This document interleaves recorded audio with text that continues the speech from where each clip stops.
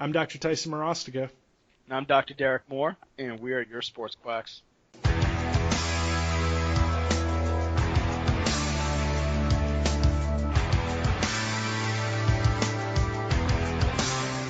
All right, welcome back, Sports Quacks. So today we're going to jump into a discussion that Derek and I have had on and off, and I've actually had with other healthcare providers, and it's something that has stood out to me a lot recently, and it's the placebo effect and its role in healthcare and kind of almost the way it's viewed from a social aspect in medicine and in healthcare, right? So as a kid growing up, I almost felt like I was trained to believe that the placebo effect was a false, just false, just fake medicine, or it was trash medicine, or whatever. I kind of had that,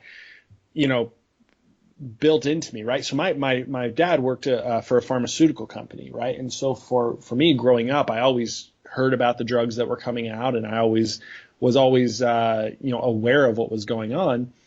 And I was always told about clinical trials, right? And, the placebo effect versus the actual medication, right? And so we've kind of grown into this society of thinking, hey, like if it's the placebo effect, that's a bad thing, right?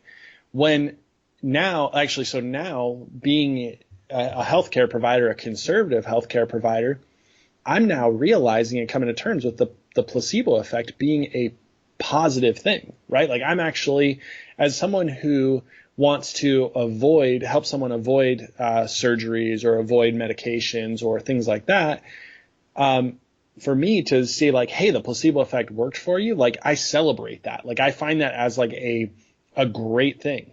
So as we get into today's conversation, like we're going to bring up some stories. I've got some stories of interactions with other healthcare providers, things like that, and we'll kind of jump further into the psychology surrounding this. So I want to jump to you, Derek, and I want to throw the ball in your court. When I say placebo effect, or when somebody said placebo effect to you before you went to chiropractic school, how would that have made you feel versus how that makes you feel now?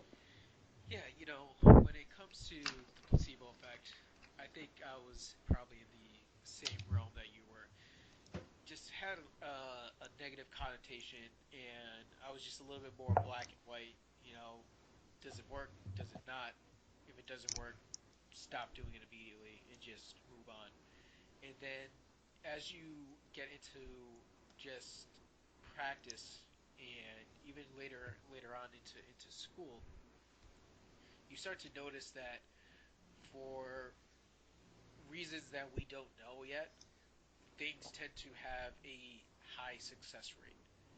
So, and once you start to go through your due diligence when it comes to assessments and just figuring out kind of what's been possibly triggering this person's issues, even if it is a placebo effect, the treatment that you start to apply has the desired outcome. If I Mm-hmm. give you this treatment and you become less in pain, maybe the mechanism isn't exactly what I think or thought it was, but at the end of the day, we achieve the desired result.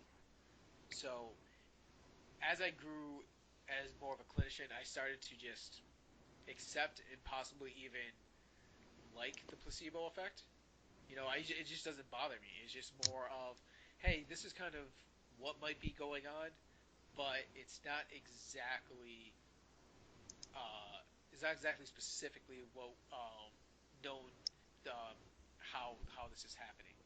So explaining that to patients, I think, requires a little bit of finesse because you also don't want to sound too so vague that you don't sound like you know what you're talking about. Right, It's like, hey, right. yeah, this kind of maybe helps you a little bit.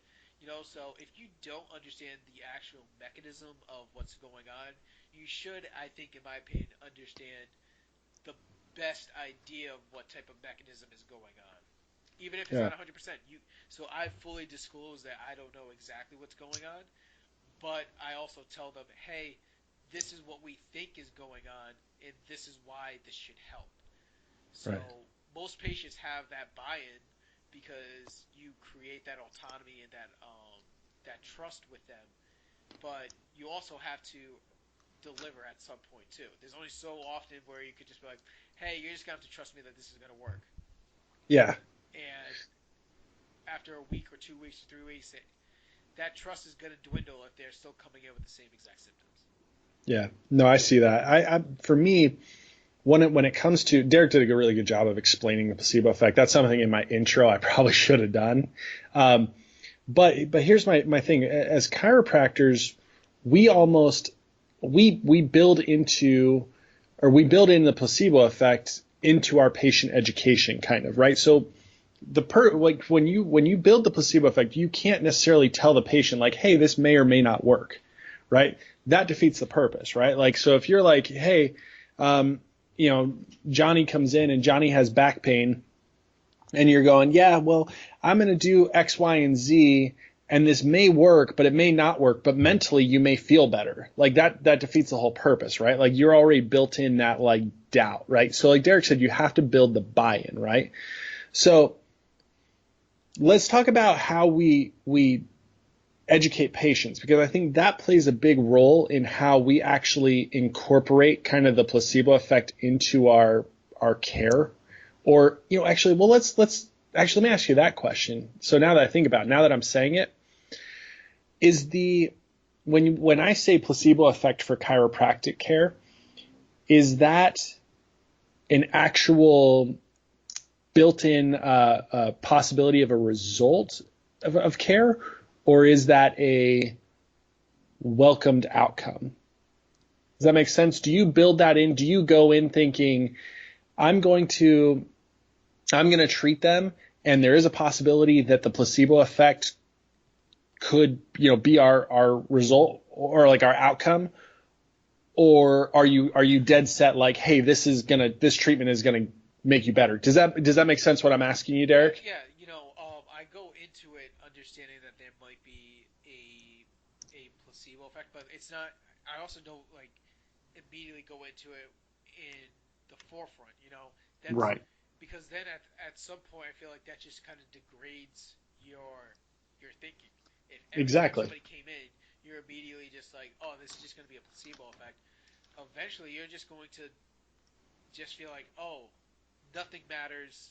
I'm just going to just you'll just I feel like you'll reverse what we're trying to do here, and that's try to create as much evidence-based practices as possible. It's going to degrade, so just like, oh, nothing matters, I can just do whatever I want. If you start to believe that, you'll just start to do the least amount of work so that you Yep. can get the most amount of patients in the door, because you're just thinking that, hey, if it works, it works. It doesn't necessarily matter. Right. So that's that. Something's gonna work for everybody, so I'm just gonna throw something in, and by just pure numbers game, you're hoping that within 15 visits they get better, which I feel as though that's what some chiros do when it just comes to adjusting. You know, Yep. if you're just blindly just throwing adjusting at people over and over and over again, you're going to get some results, but Yep. are you really addressing a lot of issues that could be addressed while they're in your office? Yeah, you see, and that's why I brought that question up, is because as I was asking you, I thought of an experience I had with another chiropractor who is actually one of the forefront like leaders of chiropractic in their state. I was sitting there with him and I said, hey, what do you do? Like, what directs your care? Like, what ideas or what philosophy or things like that? Like, and I was trying to like draw this information out, thinking, oh, this chiropractor is going to be so insightful and so amazing. And he looks at me and he goes, I'm a hands-on provider. Whatever I do, just putting my hands on them, they're either going to get better or they're not. I was like, wait, what? Like that? So you don't even care what you do. Like you literally just say, if I put my hands on them, and I think what he was referring to was maybe energy healing. Okay. I'm not sure if you're familiar with, like, are you familiar with that stuff? Yeah, you got some stones, man. That's it. Yeah, right. So I think now, like I think about what his conversation, I think maybe he was into energy healing. So his big thing was like, if I put my energy on into you, you'll get better. So maybe that was his philosophy, because I didn't get that far in depth, but I was also really taken back. Like, why do you do what you do then? Yeah, no, I absolutely agree. You know, So it's yeah. crazy. And So yeah, go ahead. go ahead, go ahead. Yeah. No, it's I find that to be kind of what you typically will hear from older chiropractors. You know, it's just like, Yeah. hey, like it's the it's the power of the adjustment, the power of the touch. You know, that's where everything. If I just put my hands on them, just by doing that, it makes them better. And it's just like, yeah, that's a lot of placebo. You know, if I push on areas and I reduce the amount of pressure on it, and say you see how this trigger point no longer is there, you didn't solve really anything. You know, it's just you're playing like mind games with the patients, and I just think that some people use the placebo effect as we were talking about, like a forefront thing, understanding that, hey, listen, like we're just gonna do this, and if it happens, it happens. And if you have that mindset, like I feel like I'm repeating myself, but it just kind of degrades, in my personal opinion, it just degrades how I feel. Yeah. So you have to kind of make sure that you're always using to effectively use or to effectively incorporate the placebo effect. Number one, like you have to create a buy-in for the patient. You have to provide them the best possible care that you can. And if they achieve the result, does it matter if it was the placebo effect or if it was your treatment care, your care?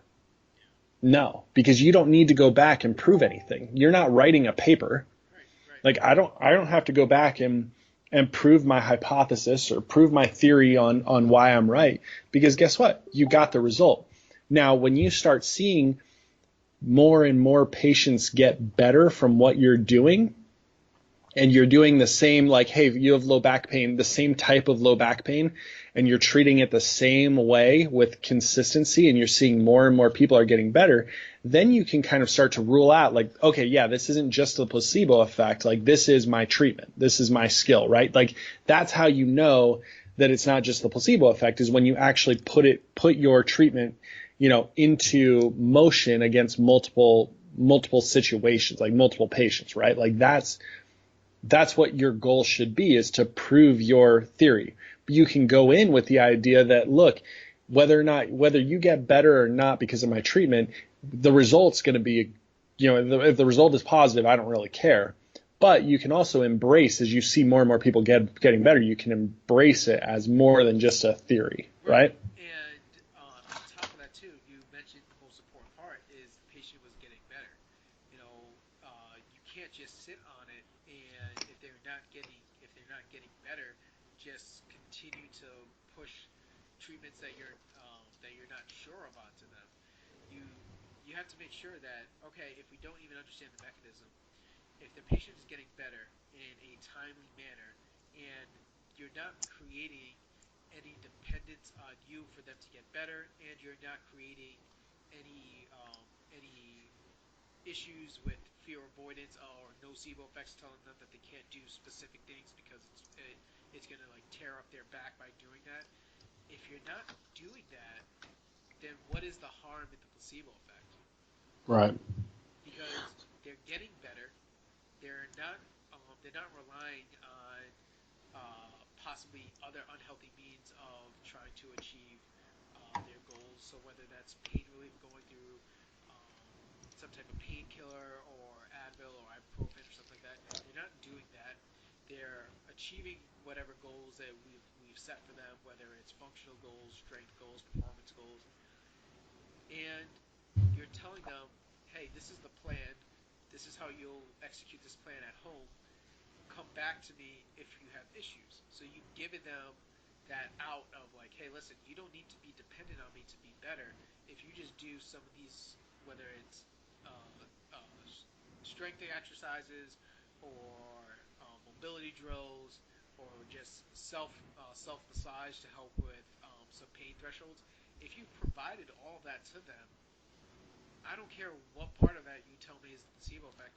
The patient's getting better, they're becoming more independent, and they're becoming less afraid to do what used to get them hurt. Right. I'll take placebo effect in that. Yeah, I'll take it. So here's an experience that I had a couple of weeks ago. So I have a couple of friends who are um, currently in med school or DO, right? So they're going to be a DO. And I had a really interesting conversation. Well, it stemmed from a Facebook post, right? Excuse me. So this DO posted essentially knocking a medication, saying, yeah, this medication doesn't work. It's just the placebo effect, right? So it basically was saying it was referring to a specific medication that had positive outcomes, but that it was basically a sugar pill, essentially. I don't know the full details, but basically it was a sugar pill. I did found it, but he ripped into it saying, this is what you get when you have fake medicine, right? Like this is all just fake medicine, and you need to actually, take something that's really going to make a difference. And so I wrote, and I kind of wrote him a message, and like, look, are you saying that the placebo effect is a negative thing, right? And essentially the response was, well, yeah, because it's not real medicine. So let's talk about what real medicine is, right? Like what is real medicine? And I think this is, to me, like that felt like almost like kind of like a jab at me a little bit, because like, is chiropractic real medicine or real help? Like I kind of got that feeling, and I felt it, and it caught me in my feelings a little bit. But here's the thing, like if it's is if it gets results, is it fake medicine? Could it be fake medicine? And to me, like when I say that, like my answer is no. Like if it gets results, it gets results, right? Like that's what our goal should be. And to be honest, in my opinion, the goal of any healthcare provider is to really achieve the placebo effect. Isn't that the ultimate?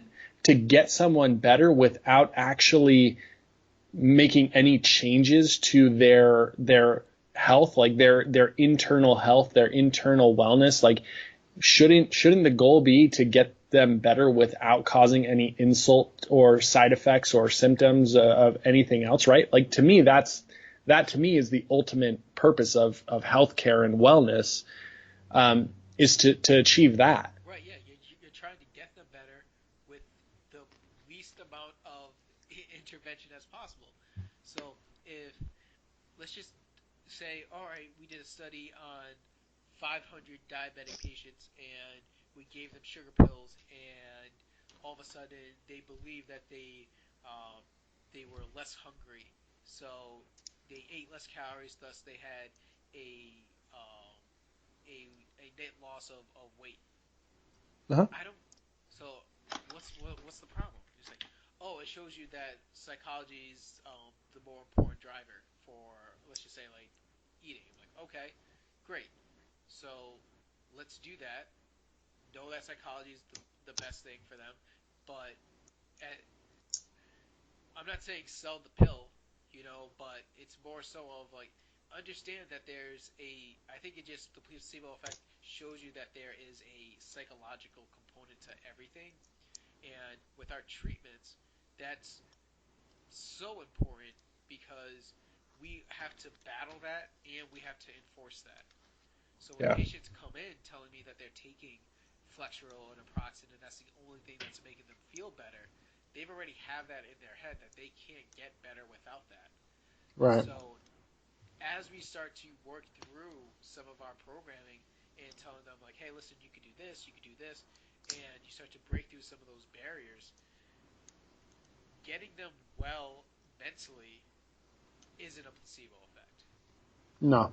So whatever you want to say about the treatment might be a placebo effect, but we can't forget that just our interaction with our patients, that psychological interaction, that communication of what's going on in their life that day, that is powerful enough, and you can't tell.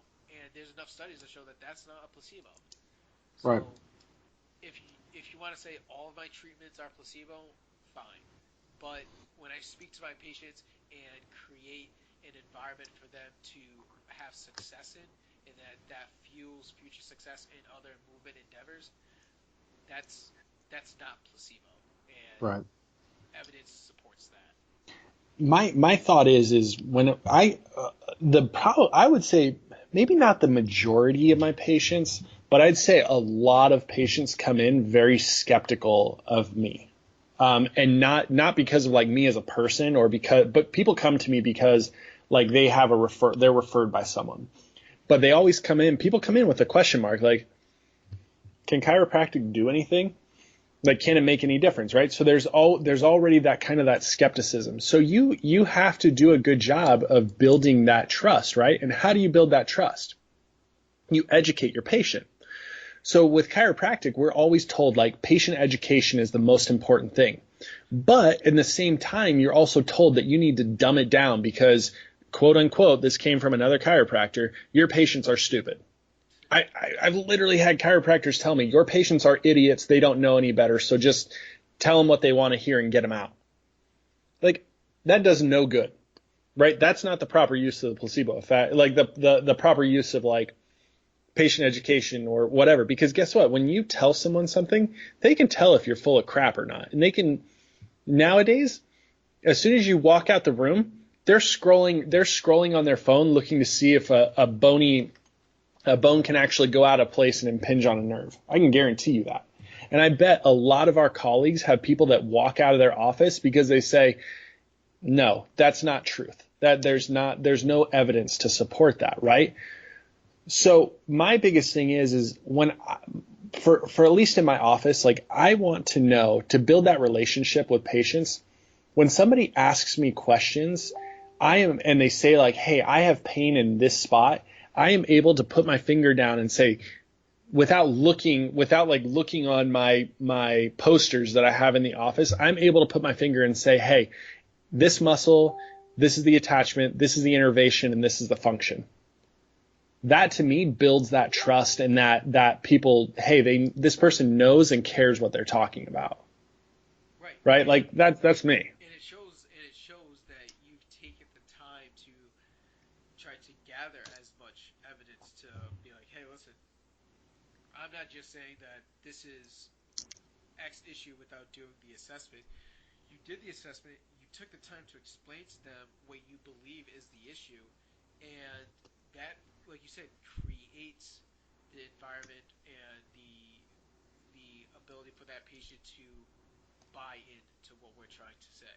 Yep. But unfortunately, I feel as though patients can get caught up in that too, because I wouldn't say that patients are stupid, but they're just uneducated about what's Sure. going on with their bodies.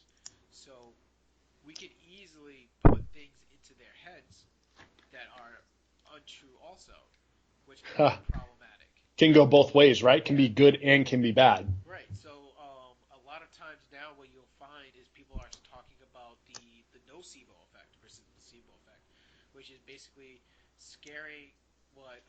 And this is usually coming from the pain science realm, but it's more so of telling patients not to do certain things because it it will cause pain, and they're Right. just like, you shouldn't do that.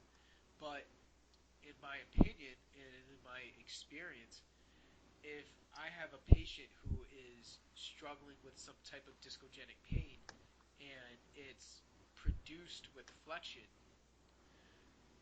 I'm going to have a hard time not to tell them, hey, when you're flexing the spine, for now, we need you to be a little bit more careful. I need to show them the hip hinge. I need to show them options to kind of navigate those areas.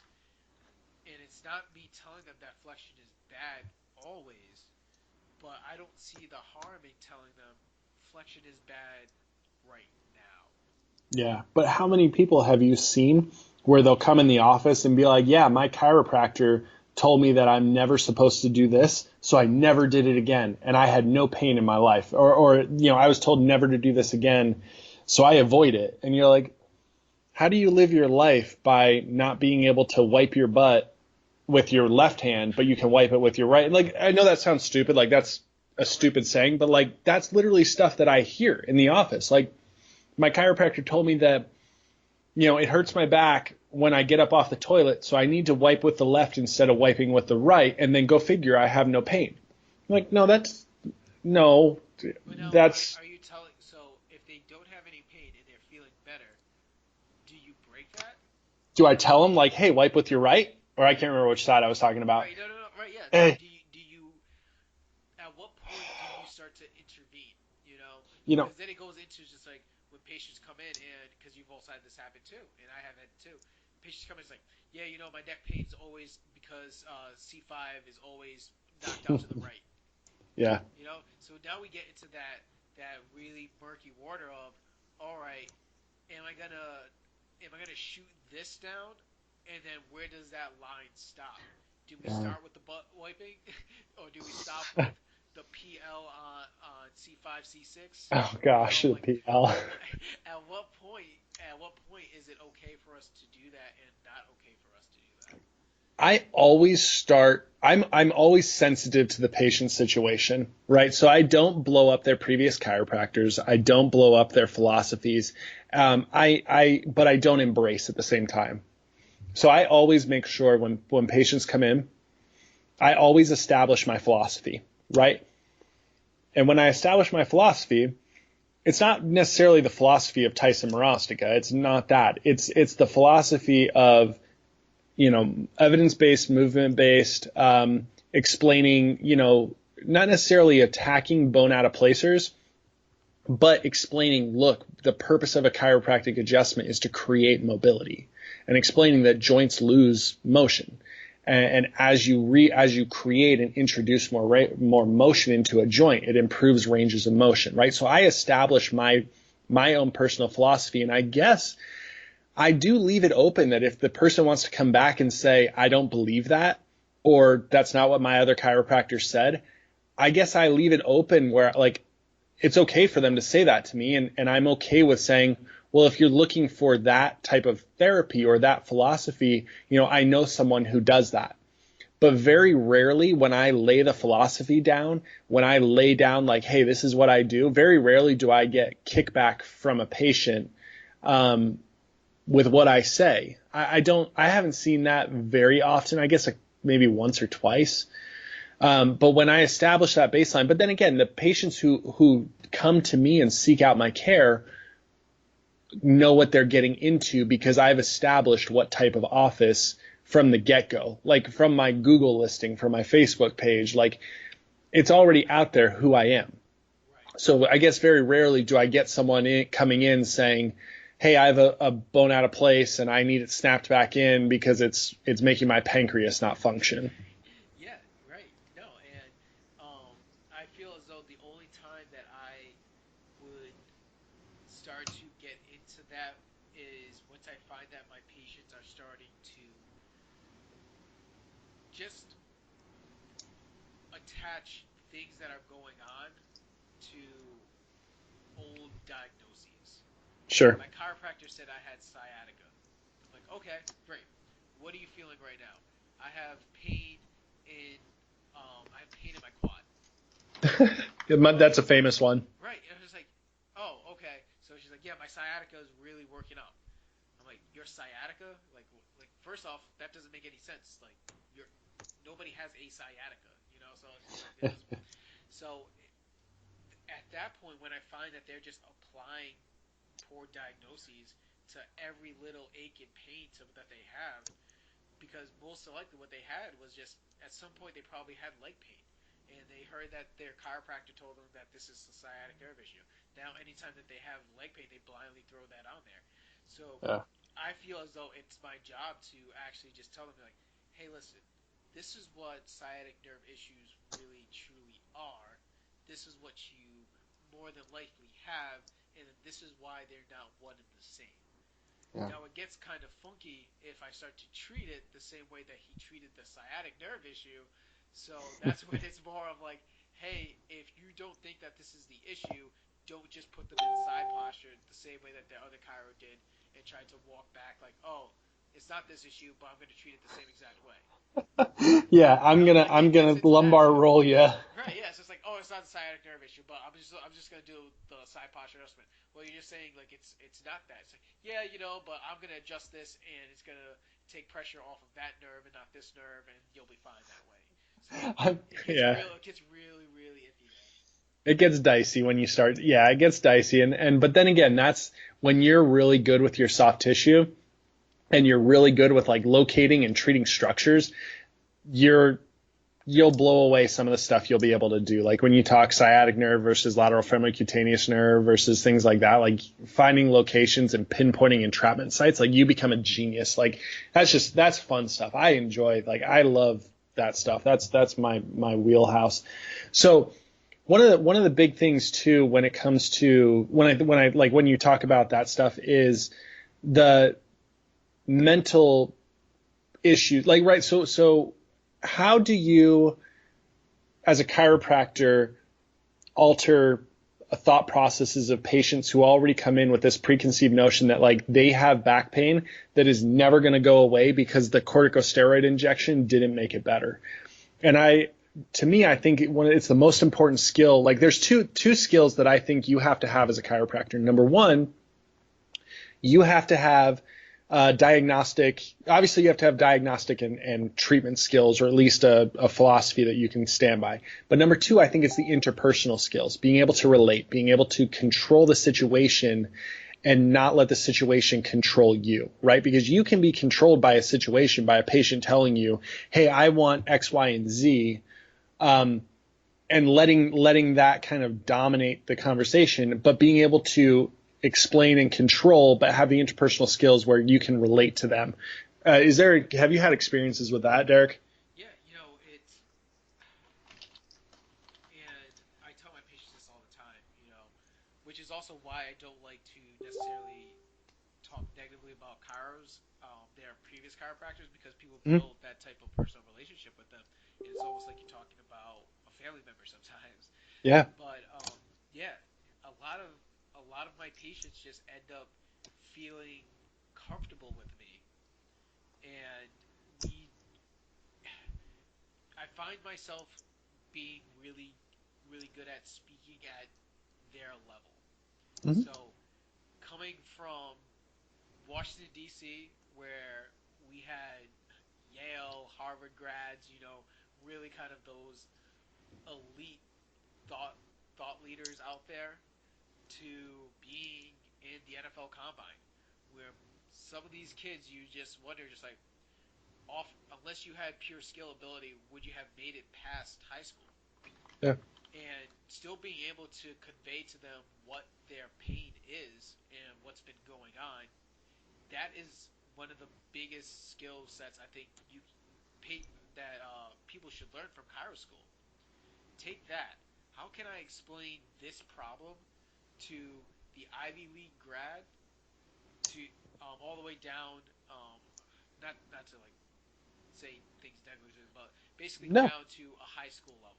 Sure. Can I create something that the guy from MIT who understands engineering can understand and grasp? And can I do the same? And can I explain the same issue to somebody else? In the moment, Right. And you explain them completely different, right? right? Like Yeah. you would. You use different analogies. You use Mm-hmm. whatever you have to do to kind of convey what you're trying to explain to them, and that's a skill within its own. And Yeah. that's what I think for some chiros who may not be as successful as they want, usually take a look at that. Maybe you're just not explaining things the way that your demographic needs it to be explained. Yeah. And I think the difference with that is genuinely like, do you care about these people that walk in the door?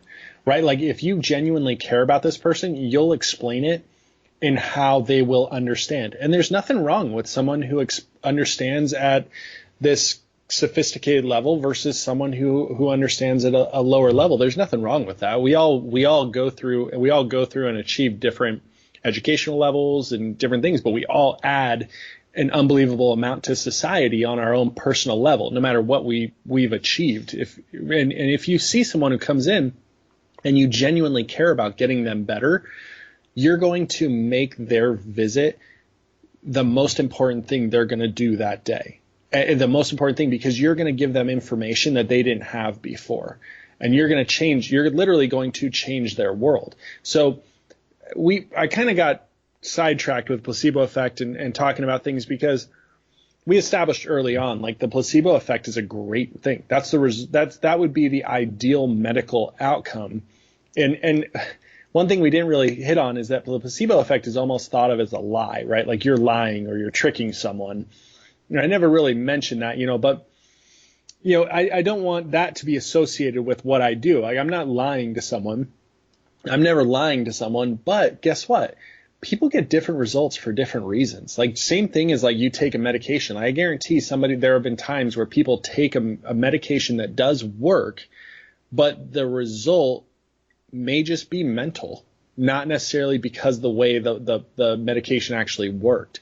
So you have to kind of understand that about healthcare, is that the biggest thing is we need and we want the result. And if I can improve my odds by therapies and treatments that have been proven to work, then I'm doing my job the right way. So here's the thing: when it comes to it, chiropractic care, I've come to love it. I've come to love the conservative aspect and really have seen a lot of great results and a lot of wonderful things happen for my patients. So like always, hit us up. If you guys have some information about placebo effect and using outcomes, using things in the office to help improve patient interactions or to improve patient buy-ins, things like that, I'd love to hear it.